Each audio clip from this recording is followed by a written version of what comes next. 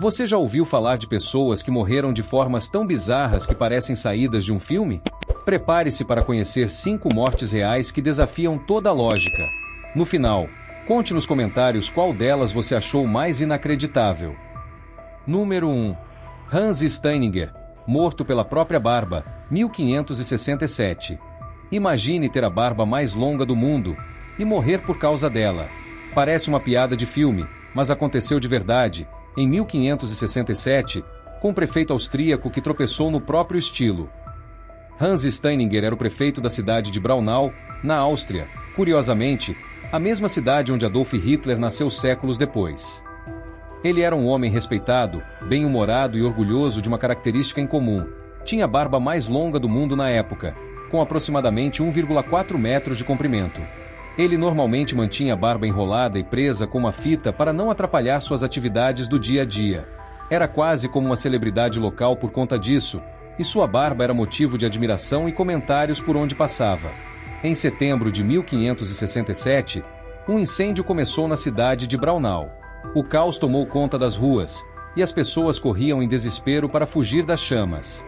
Hans, como líder da cidade, tentou ajudar na evacuação. No meio da correria, esqueceu de prender a barba. Ao descer uma escadaria de pedra em alta velocidade, ele pisou na própria barba, tropeçou e caiu com força. A queda foi tão violenta que ele quebrou o pescoço e morreu instantaneamente.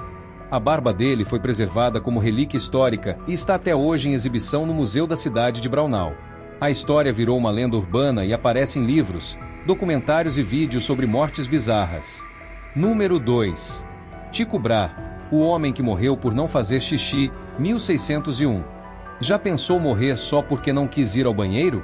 Pois é, foi o que aconteceu com um dos maiores astrônomos da história. Tycho foi um dos maiores astrônomos da era pré-telescópica. Nascido em 1546, ele ficou famoso por fazer observações extremamente precisas dos planetas e estrelas. A olho nu. Ele criou catálogos estelares que mais tarde ajudaram Johannes Kepler a desenvolver as leis do movimento planetário. No dia 24 de outubro de 1601, Tycho participou de um banquete nobre em Praga, oferecido por um barão. Durante o jantar, como manda a etiqueta da época, sair da mesa para ir ao banheiro era considerado grosseiro e desrespeitoso. Tycho, querendo manter a compostura, segurou a vontade de urinar por várias horas, até não aguentar mais. A bexiga acabou se rompendo ou sofreu uma infecção urinária aguda, o que levou a uma urosepsia, infecção generalizada causada por retenção urinária. Ele morreu alguns dias depois em grande agonia, sem conseguir urinar até os momentos finais. Um relato da época descreve que ele não conseguia soltar uma gota antes de morrer. É raro, mas segurar a urina por muito tempo pode causar danos sérios à bexiga e aos rins. Em casos extremos, pode levar à ruptura da bexiga e até morte, principalmente quando há infecção envolvida. Número 3. Alan Pinkerton, morreu ao morder a própria língua, 1884. Alan Pinkerton foi um famoso detetive escocês, fundador da lendária agência de detetives Pinkerton, nos Estados Unidos. Ele ficou conhecido por proteger o presidente Abraham Lincoln e por criar um dos primeiros serviços de investigação privada do mundo, algo que inspiraria até o FBI no futuro. Em 1884, aos 64 anos, Pinkerton escorregou na calçada e caiu violentamente no chão. Durante a queda, mordeu a própria língua, causando um ferimento profundo. Até aí, parecia algo simples. Porém, ele acabou desenvolvendo uma infecção grave, gangrena na língua. Como na época ainda não existiam antibióticos, a infecção se espalhou rapidamente. Dias depois, Pinkerton morreu por complicações da infecção, causada pelo próprio corpo. A morte dele chocou muita gente na época por ser um homem famoso, experiente e respeitado, e por ter morrido de uma forma absurdamente simples e irônica.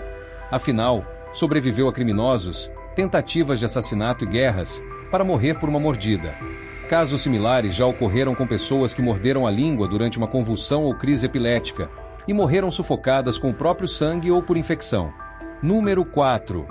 Gary Roy, o advogado que confiou demais no vidro, 1993. Imagine tentar provar que uma janela é indestrutível, e ela realmente não quebra, mas se solta inteira e você cai do 24º andar.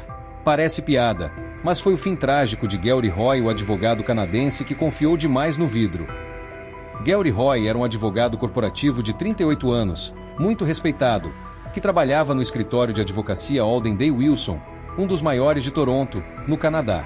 Ele era conhecido por ser carismático, entusiasta e um pouco excêntrico. O escritório ficava no 24º andar do Toronto Dominion Center, um imponente arranha-céu com janelas de vidro panorâmicas. E era aí que Gary costumava demonstrar, em tom de brincadeira ou para impressionar visitantes, que o vidro das janelas era a prova de impacto. Em 9 de julho de 1993, Gary estava dando uma visita guiada para um grupo de estudantes universitários interessados em direito. Como já havia feito outras vezes, decidiu demonstrar a resistência da janela se jogando contra uma delas. E de fato, o vidro não quebrou. Mas desta vez, a janela inteira saiu do batente. Gary bateu contra o vidro com tanta força que a moldura inteira se soltou da parede, e ele caiu do 24º andar, morrendo instantaneamente ao atingir o telhado do edifício ao lado. Esse caso já foi citado em programas como Mill, Ways to Die, e em várias faculdades de engenharia civil como exemplo de falha estrutural oculta, e também de excesso de confiança humana. Número 5. Isadora Duncan, acidente com cachecol, 1927. Ela dançava como vento, livre, revolucionária. Mas foi exatamente o vento que levou sua vida. O longo cachecol de seda de Isadora se transformou em instrumento de sua morte, num acidente tão trágico quanto poético. Isadora Duncan nasceu em 26 de maio de 1877, nos Estados Unidos, e foi uma das figuras mais importantes da história da dança moderna.